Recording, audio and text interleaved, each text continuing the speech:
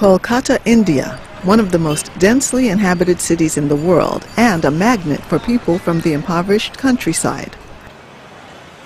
Among them are victims of human trafficking, including women from neighboring Nepal. In the red light district here, Nepal women are considered exotic by Indian men.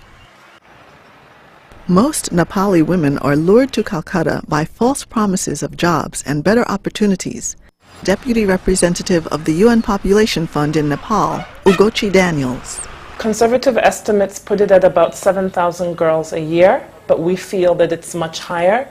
This is what attracted 24-year-old Sushma from a remote village in Nepal. With 4 children to feed, she was abandoned by her husband and says she had no choice but to go abroad looking for work. You have to do whatever you can to survive. You can't just sit idle. Sushma first went to Nepal's capital, Kathmandu, to work in a rug factory, but the prospect of better pay brought her to Kolkata. There she was sold for sexual slavery. Miraculously, she managed to escape. I slipped out and got away. What's also unusual about her story is that once free, she set out to find her trafficker. Back in Kathmandu, Sushma leads the police to the house where she met the people that took her to Calcutta. The police find 3 suspects in the house and arrest them.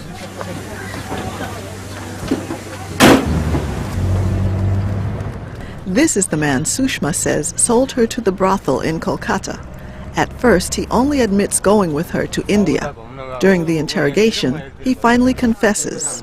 They said she wasn't very good looking, and they only gave me 10,000 rupees. That's about $250. Despite the confession, the case will not go forward unless Sushma makes a formal accusation.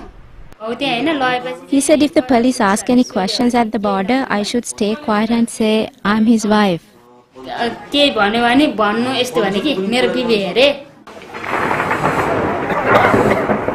Sushma did press charges, and now the men who sold her are in jail, facing a possible 20 years in prison. Now it's time for Sushma to go home.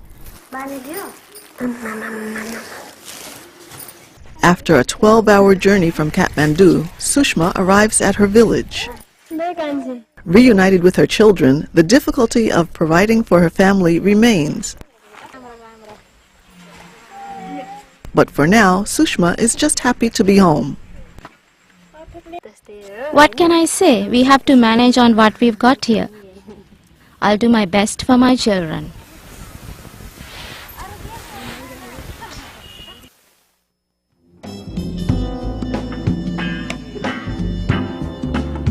This report was prepared by Amanda Rudman and Sasha Gorishek for the United Nations.